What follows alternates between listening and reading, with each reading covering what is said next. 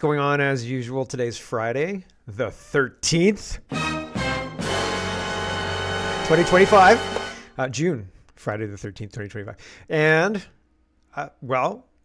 Bolshevik update. Yesterday, I had just been introduced to the idea, and apparently people said that that guy was crazy. And I thought, if you're on Joe Rogan, how crazy can you be? He has Alex Jones on, but still, right? Like, that's mainstream-ish, so I figure we can talk about stuff that is talked about on Rogan. And so I had to look into it again because at the end of reading the Wikipedia thing, I misunderstood how the Bolshevik War went down. And fundamentally, the Bolsheviks hollowed out the Tsar's power underneath him without him knowing, and then kind of actioned it and then marched on the palace and got him to give up his power, right? And so I think that there's a lot of parallels to that. And so we're going to examine that today. I think I owe you an update on it, and I owe you to be more clear in the point I was trying to make. And I think that I've got things that are happening in real time that go to that point. So we'll look at that.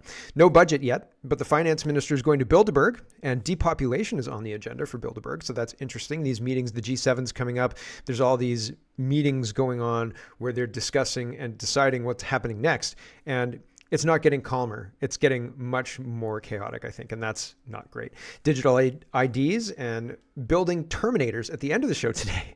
I've got a whole video on the autonomous drones that Palmer Luckey's building, and that's interesting. He's now a defense contractor to the tune of $6 billion. Man, where do you go? Where do you go to become a defense contractor? I've got ideas for defense. It'd be great. I could be a defense contractor. And Palmer Luckey's facial hair is ridiculous. We'll look at that later. Housing minister that is speculating in Canadian real estate. So that's not so good. He's got a business vested interest in keeping the real estate prices high because he's got assets in real estate, right? The CPC says it won't support the budget. The NDP have already said they want to vote no at their first opportunity. It's down to the bloc. Are we going to an election? No, of course we're not going to an election. There's going to be some reason. There's going to be some justification that the bloc is going to support the Liberals and they're going to pass this budget, and it's a poop sandwich, and it's not good. It's not good for anybody. And is there anything else that happened recently? Yeah, of course, we're going to look at Israel and Iran and the whole deal. So lots to get to. Let's get to it. First, Israel and Iran. Sal is reporting what the New York Times reported in 1995, which said Iran may be able to build an atomic bomb in 5 years. U.S. and Israeli officials fear. Right? So in order, obviously, and this was the justification for the Iraq War too.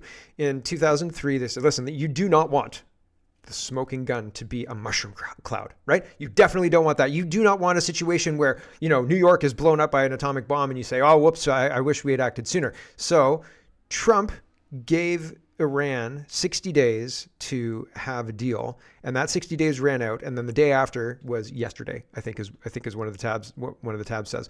And this is a preemptive strike against Iran developing a nuclear capability that Obama gave them. I think they had a nuclear deal. There was a whole nuclear deal. They were allowed to develop a certain amount of nuclear blah, blah, blah. And Obama gave them a ton of money. And I don't remember the justification for it, but it's very, very interesting to me, everything that's going on. And so we'll examine it. Also, I find it very interesting that it's almost unquestionable, this structure. Obviously, we have to strike first. Obviously, Israel gets to protect itself. How come Israel obviously has to protect itself, but when Canada's being invaded, we can't protect ourselves. In fact, we have to pay for the invasion. If California has paid for riots, paid for by foreign countries, Mexico, or foreign individuals, Soros, or other interests, they have to just, allow that to happen. They can't protect themselves. But Israel must protect themselves against this other country that may be making nuclear weapons at the behest of the United States with the money and funding from the United States. Right? What? It just doesn't make any sense. Why can't Canada defend itself? Why don't our politicians want to defend Canada? Why isn't the news media interested in Canada's full-blown invasion and what the politicians think of the full-blown invasion? Sir, do you think Canada has a right to defend itself and deport the people who don't belong here? Next question. Do you think Israel has a right to defend itself? And here's Polyev on Israel. Endorse Israel proactively defending itself by hitting Iran's nuclear sites, which is something that President Joe Biden does not endorse. Do you not feel like this could lead to a likelihood of an all-out conventional war between Iran and Israel? And do you not agree with Biden and his assessment? I think the idea of allowing a genocidal, theocratic, unstable dictatorship that is desperate to avoid being overthrown by its own people to develop nuclear weapons is about the most dangerous and irresponsible thing that the world could ever allow. And if Israel were to stop that genocide... I just want you to listen to how he's describing Iran, okay? He's not being neutral here. He's obviously taking Israel's side. Listen to the descriptive way, it's like when you listen to a news article and they say, little darling Kimmy blah, blah, blah was blah, blah, blah. They're priming you to understand it in their frame. They're framing this in a specific way. Whether you agree with it or not, I just want you to notice that he's doing it. Genocidal, theocratic, unstable government from acquiring nuclear weapons, it would be a gift by the Jewish state to humanity. Endorse Israel. Okay, so Polyev supports it unequivocally and enthusiastically, right? So, and I started the show, or I didn't start the show. I checked my levels today before the show, and I was going to be really, really loud. So I hope I'm not too quiet. I've increased my volume just a little bit because I think I was a little quiet. So I hope that's okay. Let me know if you're in the Twitch area or chatting that way. I can see it. Anyway, not Polyev. We've already done that. Here is AF post. Israel used a kamikaze drone base that it had previously and secretly planted within Iran years prior to launch its aerial assault. In a coordinated three-pronged operation, Mossad remotely activated precision weapons pre-positioned near Iranian air defenses, deployed smuggled strike vehicles to take out radar systems, and launched explosive drones from the covert base to disable missile launchers at Iran's base, one of Iran's bases. They synchronous actions cleared the way for Israel jets to deliver maximum damage to critical nuclear and military sites. So here is the thing that sticks out to me about this is I wonder how many secretly planted drone bases exist in the West, as we've had open borders for the last, I said 25 years, but I think maybe more than that, 50 years or so. And so like how small have these things gotten? How portable have these things gotten? How much does it cost to, I don't know, keep a condo where you've got a couple of, turrets set up that'll remotely go when you shoot them and they'll fly through a window and then be active or something to that effect? Who knows what the capabilities are now, right?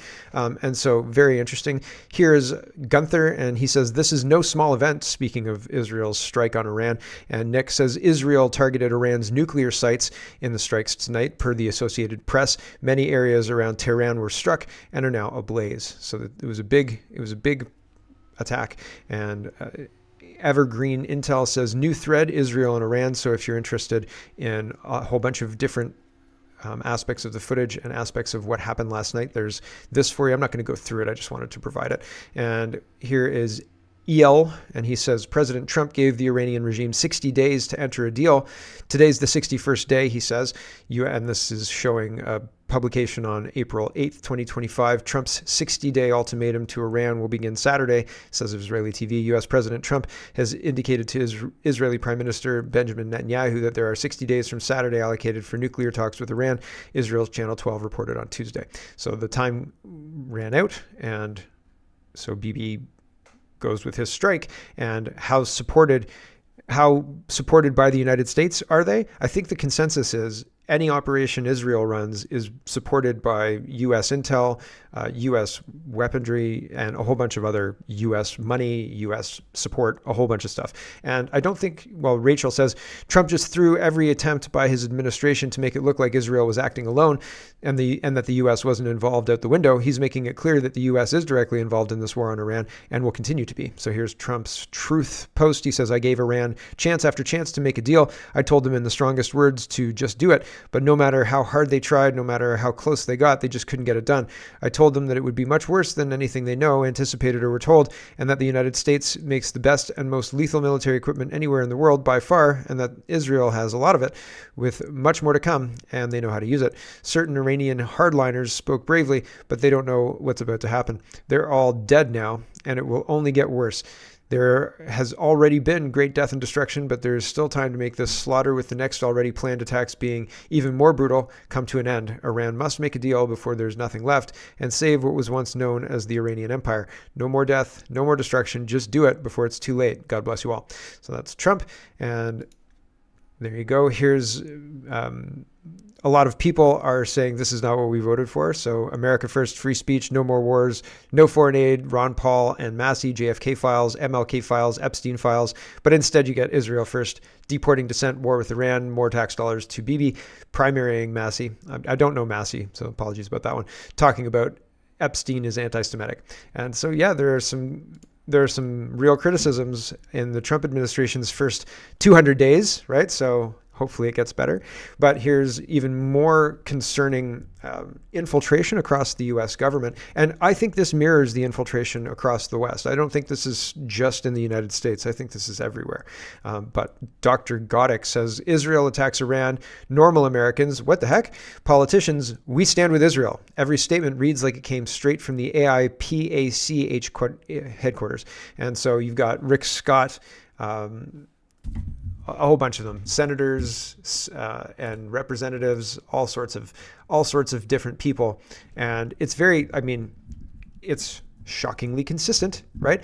They get an email and they say, your email has to have these points in it. And it's the same with a political party. Like if you're running in a political party or something like that, you get email instructions, or you get instructions, whether it's email or, printed, whatever it is. You get instructions for how to approach certain questions, tips, tricks, things like that, ways to frame the question, all that stuff. That's par for the course. And oftentimes they'll have suggested social media, whatever, posts. And a lot of the times it's just cut and pasted and you can see it, right? So it's very, very interesting what's going on with Israel and Iran. And, from the beginning of this segment, I choose Canada. It's not our war. We should stop funding it. And period. It's not our war. It's not our anything. It's not our responsibility to deal with all of the things that are going on in the Middle East, especially because we don't seem to have control of our own borders or our own government at all. So it's interesting. Here's Sprinter Observer, and I'm just showing you the United States government is compromised from the presidency down to the Senate and the House.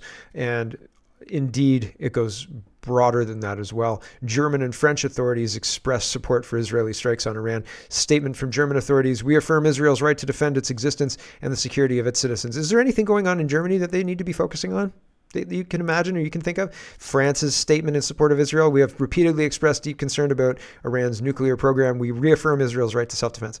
Is France defending itself against the people who set Notre Dame on fire? Hey? No, it's very, very interesting. And I find it very interesting at this lockstep approach to Iran and Israel and all of the things that are happening there. Okay, let's go to the United States. I know that we're doing a lot of foreign news and stuff recently, but man, I think it matters a lot. And I think that it impacts us in ways that we don't understand right away, but it will impact us. And that's why I'm focusing on that. And today we've got an unbelievable grab bag of governance, but there's so many things to get to before that, right? Like we've got Bilderberg, we've got 2030 agenda, we've got censorship. But I want to show you, Mike Benz is talking about with the riots. These riots are also in Canada. What's happening tomorrow in the United States is also supposed to be happening in Canada. And they do hold similarities. There are similarities between the Bolshevik Revolution, taking Russia and turning it into the USSR, and what's going on in the United States and indeed across the West and across Canada. It's almost like they want to take over the entire world and make it into the USSR, right? And what they did is they just hollowed out the Tsar's power. They put their own people in strategically important positions, and those people filled in the agencies below them with zealots, basically. And that made the Tsar's power very soft because he didn't have his people underneath him to make sure that the state was going to do what he said. And it was a kingdom. It was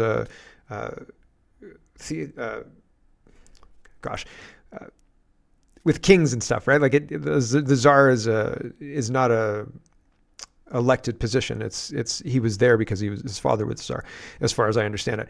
And so he didn't do everything right. He wasn't a perfect leader or anything like that, but he looked very, very powerful. He was indeed in power. And then the Bolsheviks basically undermine his power and then started a revolution, the same way we're watching these people do this and in the United States. And Mike Benz is breaking it down a little bit. He says the CIA's riot guide from 1983 calls for agitators to, quote, create a martyr for the cause by leading the demonstrators into a confrontation with authorities to provoke riots or shootings which may cause the death of a protester and then use that death for bigger riots. Okay. And so they're looking for a martyr. So this is a representative. And DC Dranos says, notice how Democrats don't show you the longer video that clearly shows Alex Padilla getting violent with federal agents. This man committed a crime that January 6ers got thrown in prison for years for. And so this guy's a representative. He's an elected representative. He was coming in to question Naomi, what's her name? She was coming in to question, I can't remember the position. Kristi Noem's press conference, right? Department of Homeland Security Secretary Kristi Noem's press conference. So he comes in all aggressive and he's not wearing a security clip and he knows what's going to happen. He's doing it because he knows what's going to happen. And here's that. Hands up, hands up. I'm Senator Alex Padilla. I have questions for the secretary because the fact of the matter is a half a dozen violent criminals that you're rotating on your hands off. Many of our ICE agents have been docked for doing their duty. So she continued and they removed him. And then you want to go down the hallway, right? You want to see what's happening down the hallway? I definitely did. So here's footage from down the hallway. So he understands that he can't disrupt the press conference. He's in the hallway now and they're moving him down the hallway and he continues to be agitated and they take him down and arrest and put handcuffs on him.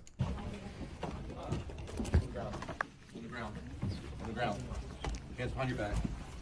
Hands behind your back. If you let my hands go, I'd put them behind my back. All right. Cool. One hand. Lay flat. Lay flat. Other hand, sir. Other hand.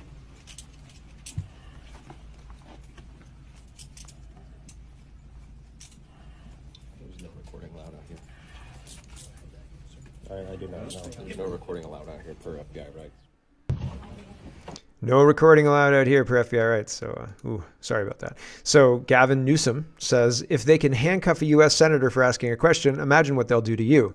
They're already doing it to us, Gavin. You're already doing it to us. Here's the senator here. And DK says, Senator P purposely forgot to wear his security pin, then charged the stage, knowing full well what would happen. This was planned by the left. Yep. Very interesting stuff going on there. Here's Representative Solwell, and he says, DHS Secretary Noem must resign. She's deported a 4-year-old with cancer, detained a U.S. Marshal, and arrested 2 members of Congress. She's lost the confidence of the American people. ICE must stop terrorizing our communities. And Stephen says, Eric Solwell is taking orders from Fang Fang and spewing lies because he's an absolute joke of a person who is unserious about his job. These are the rantings of a madman or a puppet. I say puppet. And because the reason I say puppet is because they're all doing it. So there's Solwell and this guy, the senator, and more. Chuck Schumer says, watching this video sickened my stomach. The manhandling of a United States senator.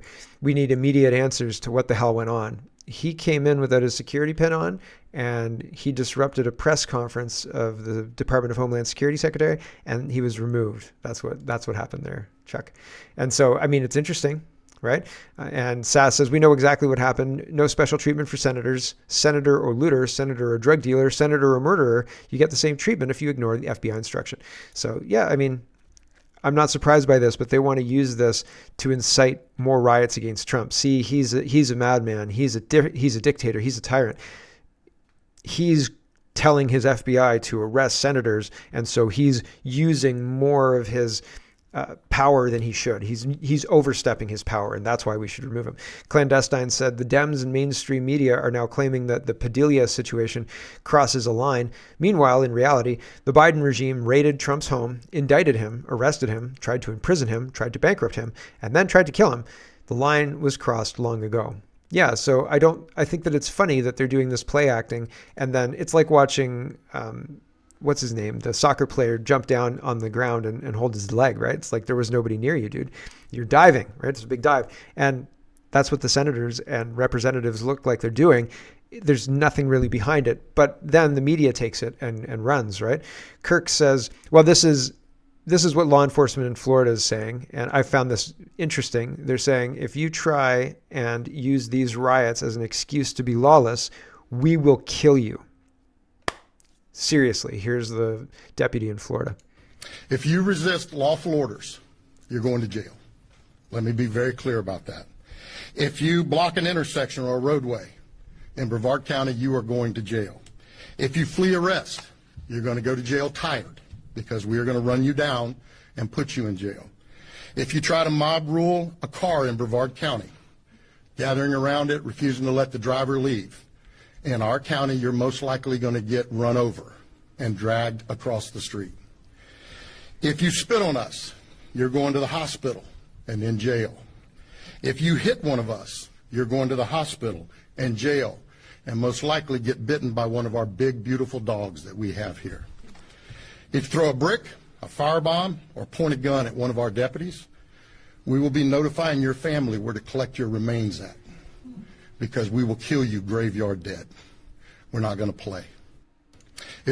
He's not joking around, right? And so that's very, very interesting. They're very, very clear.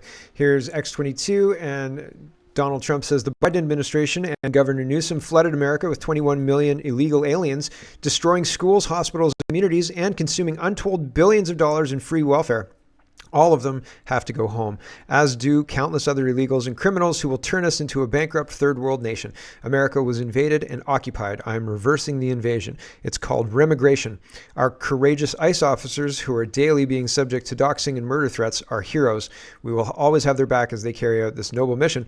America will be for Americans again. Maybe. Fingers crossed. Does he mean Israelis or... just checking. So here's, I went and I watched, because some people were saying that guy sounds crazy, and I didn't feel like I had a good handle on the Bolshevik War at the end of yesterday's show. So I thought, I'm going to go and watch this. And it was only 10 minutes. So I don't only have a cursory understanding, but this confirmed what I had initially thought, which basically this says the Bolsheviks and another party started out as the same party and then separated, and the Bolsheviks became kind of powerful and basically what I explained, undermined the Tsar Nicholas and took over through that undermining, and then having riots and using those riots, youth and other people as well, to overwhelm and just take power. And so, yeah, I think that it bears a lot of similarities. And if you want to go and watch this, or just even check out like the history of the Bolshevik War and compare to what's going on, I feel like we're watching in real time what happened then, something we look at history books and it's, a chapter, right? And now we're watching it day by day, and it's very interesting. It's like watching a tsunami come in, right? And you hope you're in high ground, but sometimes you're not, because you didn't believe that it was actually happening, right? So you hung out at the beach and you're like, oh, this is interesting. And then you get taken by the tsunami. Here's Dom Luca. He says thousands of TikTok creators are posting nearly identical videos concerning the ICE raids. This is very reminiscent of the videos that show the mainstream media reading the same script across hundreds of stations. We saw this during COVID. We are being manipulated at a level that is so encompassing, it's hard to see. And the people who do see it are, ignored usually, because it's not mainstream. Everybody isn't talking about how fake the news is. People are talking about the stories that they're programmed to talk about, because that's what they're told is important today. But what's important today is our government is illegitimate, the elections are rigged, and we should stop these thieves from stealing from us. That's the only important thing, really. Anyway, but I'll continue my hour-long show because I enjoy looking at what's going on, and I enjoy poking holes in all of this nonsense, because it's nonsense. It's nonsense. Anyway, David says PBS reports that the riots in LA are almost festival-like, except for all the explosions and looting. When they are festival-like in Canada, we get told that actually that's very violent and it's insurrection, and honking is the same as saying Hail Hitler, right? So it's festival-like. They have like hot tubs and bouncy castles and stuff. So the scene here has been pretty quiet, almost festival-like for the last hour or so. We just heard a flashbang. We just heard another one. Is that a firework? This is kind of how it's been going. This is what we saw last night. It's very, very peaceful. It's so peaceful here for the last hour. Oh, is that a firebomb? Oh, yeah. This is how it's been going. Come down to the festival-like celebration of freedom and riots. Here's Liz Churchill. She says, George Soros buys communists with your tax dollars so they can destroy your livelihood, burn America to the ground, and arrest you for asking why. A world order is set up in this way. So like the older Soros has his own assets and he's got pictures of himself with leaders, right? And so I don't think that the son can inherit the father's Rolodex. Although they have contacts, that they can use that Rolodex to gain contacts and recruit, but the father's recruitment can't be the son's because the father recruited for the 1980s and 90s, and the son is supposed to recruit for now, right? And so he's got to have his own talent. He's got to be able to create his own talent. But when you have pictures like this is, I've purchased you, you belong to me, and it's like a baseball team, right? Like everybody thumbs up, big smiles. This is a big donor, everybody, right? Big, important VIP, big donor, make them feel good. That's what this is. And they purchase these politicians. And then if somebody's giving your campaign $10 million or something like that, are you going to do what they say? Yeah. And what if that $10 million comes with more strings, right? And more strings that maybe aren't public, right? So it's very, very interesting to me how these things are established and handed down, because it's a little bit messy, but I think that's why we see what we see. And they have these meetings, maybe to showboat. But it's very interesting that the seats of power are passed, I think, from father to son as well. So, and there's evidence to support that with George Soros' son, all those pictures with the politicians that he owns, right? Here's Right Angle News. The youth are being used to activate this disorder in the United States as well. Around 200 youths have taken over the streets of Brooklyn, with some jumping on cars, damaging hoods, and breaking windshields, while others twerked on rooftops. So, yeah, it's interesting. So Soros, or George Soros' son, owning these politicians, and the politicians making the claims that what's going on, Kristi Noem must resign. We have to have these protests. These protests are important. Foreign people are important, and blah, blah, blah, blah, blah.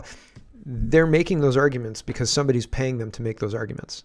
You see? And if they don't make those arguments, then they get a phone call saying, hey, I noticed that you kind of cooled it on this front or that front. And how come? You need to pick it up a bit, eh? Like, get going on that. And so then they'll post things, right? Or they'll get an email from this guy telling them what to do. And it's not just Chuck Schumer, right? It's not just Obama. It's not just Kamala Harris. It's all of them, right? It's all of them, down ticket, people you don't even know, right? And so they have meetings in diners at 5 o'clock in the morning. And, one goes to their important meeting at the Senate to execute what the other told them to do, right? Very interesting stuff going on. And twerking on cars, come on. Victor says they're stealing your tax dollars to fund this Marxist riot. AFL-CIO organizing the No Kings street protest this Saturday. At this point, every dollar in government grants AFL-CIO receives through USAID, and through the Department of Labor is a dollar that the Trump White House is directly paying for riots against itself. So Representative Anna Paulina Luna says, I've formally submitted a letter to the president requesting an immediate freeze on all federal funds authorized to AFL-CIO, an organization that has received over $72 million and is directly tied to the upcoming No Kings protest this Saturday. The American people are sick of watching the taxpayer dollars fund a Marxist race war. Thank you, Mike Benz and Data Republican, for your research. So maybe it'll stop, maybe not, but it's interesting. All these assets are paid by somebody to look the other way. And in that way, a world order is established.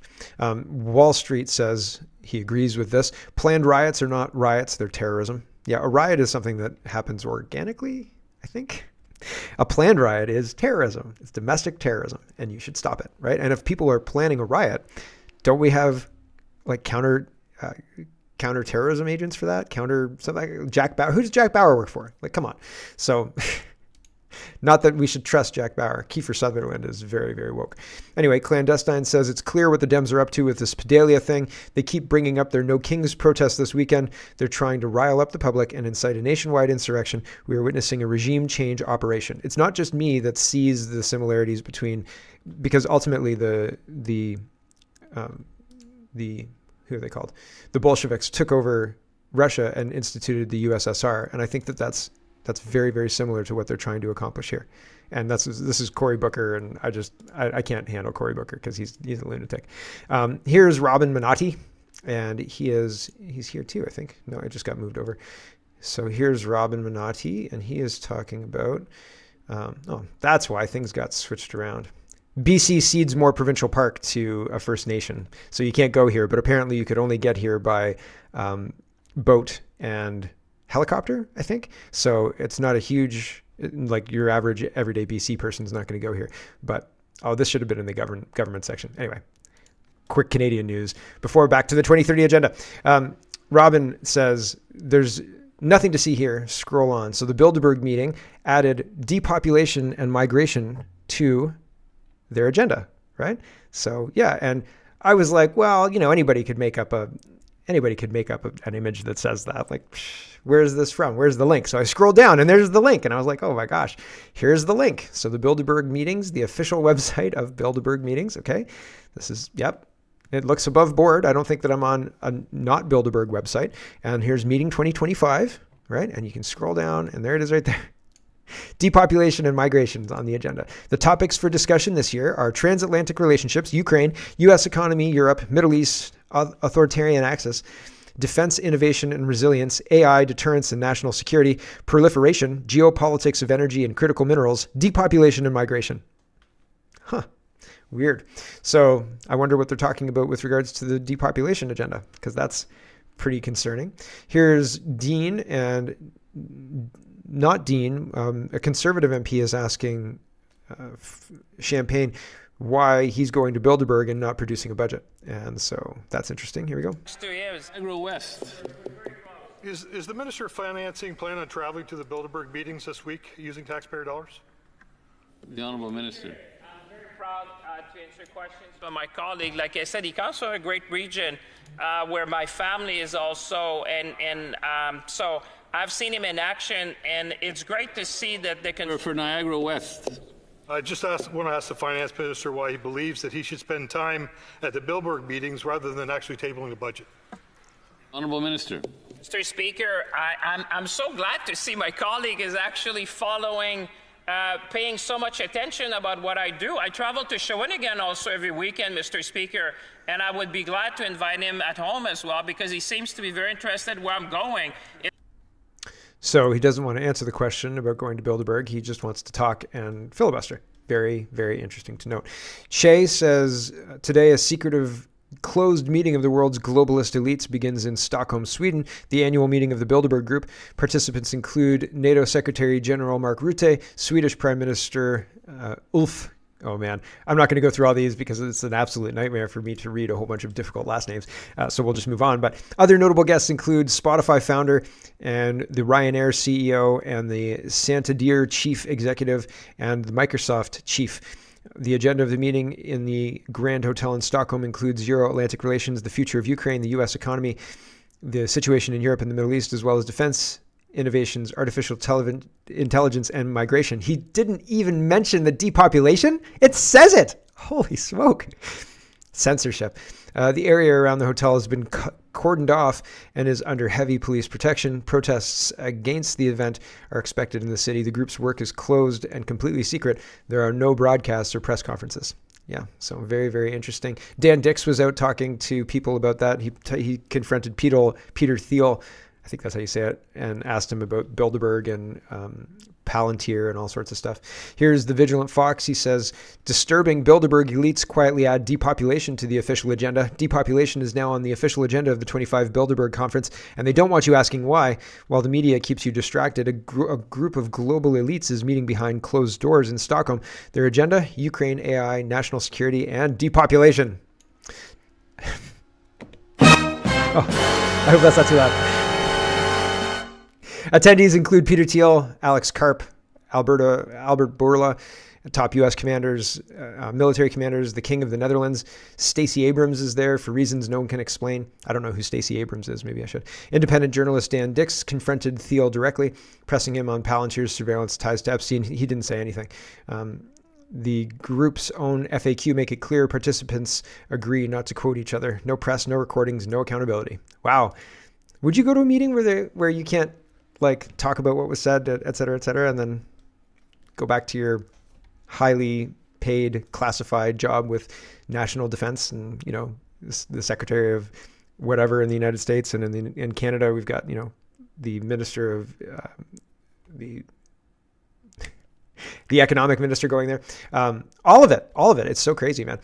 Stop Common Pass says the Home Affairs Committee has launched a call for evidence to the potential benefits and risks of digital ID. Written submissions closed the 21st of August. Digital ID is a misnomer, they say. At the heart of this agenda is centralized national ID system. They want everybody underneath. They want everybody under that umbrella. That's what they want. They want the whole digital ID to be all-encompassing. They want you to use your digital ID to log into the internet so they can track everything you look at on the internet. And if you get too radical, they'll pull up your internet's history and they'll say, well, this is why you're radical. And that's that. So here's Juno News, and they're talking, let's talk about censorship briefly, and then we have to kill the stream.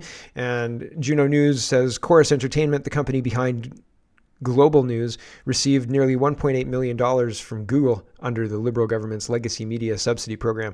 I still don't think that's enough to run Global News. Like 1.8 million? Maybe it is.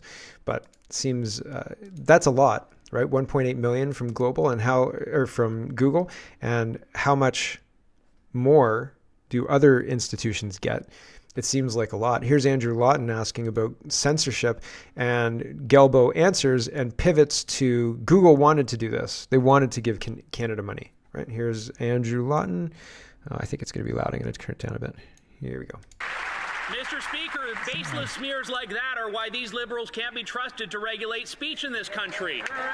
For years, this Liberal government has determined to censor what Canadians see and say online. From Bill C-11, which put the Liberals in control of YouTube algorithms, to Bill C-18, which squeezed out small and independent media, and to their thought crime Bill C-63.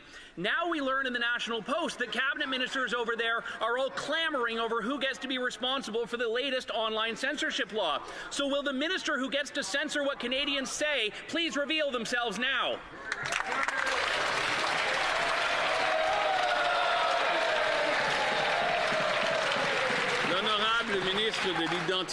The Honourable Minister. Even Google agreed that they should do this. Google will pay $100 million to help Canadian journalism in this country. An international US-based company would agree to do that, but the Conservative Party of Canada would vote against this, would prevent that from happening, would want to prevent our media from getting $100 million so that there's more local content, more journalists hired in our newsroom across the country. It is simply unthinkable. It is immoral, Mr. Speaker. Going to a company and saying, you make an awful lot of money, you have to give us your money, is also immoral, I think. It's not so good. Here's another way to censor and prune what kind of content you get. You reward one type of journalism, yellow journalism, or propaganda journalism, and you ignore or slander other types of journalism. Rebel News was uninvited from the G7, so that's a way to remove other kind and punish other kinds of journalism. But Natasha Montreal says Chantal Hebert is one of the most partisan commentators in the business, a cheerleader to the Liberal regime like Andrew Coyne or Rosie Barton. Real journalists highlight the Chinese influence, the mass invasion, the Islamic supremacy, the Khalistani gangs, the institutional corruption. But Hebert protects the Liberals from any kind of exposure to that kind of stuff. And Demetris is highlighting this. Hebert has just been awarded the National Order of Quebec, the province's highest honor. Ah, yes. Thank you for keeping our secrets, right? It's pretty wild. And it is not surprising, but it is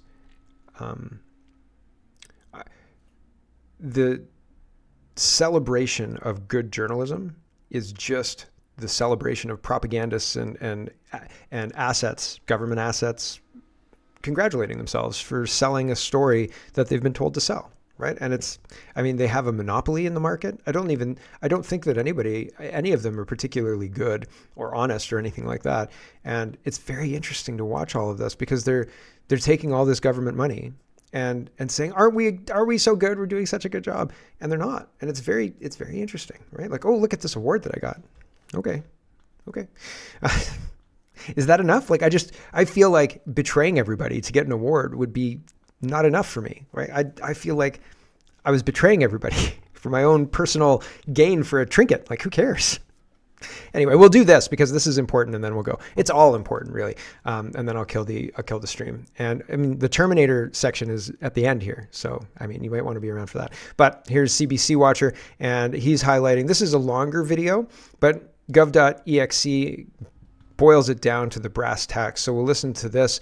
And he says, watch, Andrew Scheer says that the Conservative Party will vote against the Liberal spending bill of $500 billion in new borrowing, making Justin Trudeau's deficits look small. Simply put, Mark Carney is an economic hitman sent to Canada to finish what Justin Trudeau started. Here we go. So the Liberals are going to be asking Parliament to approve $500 billion in inflationary spending. And Conservatives just can't support that.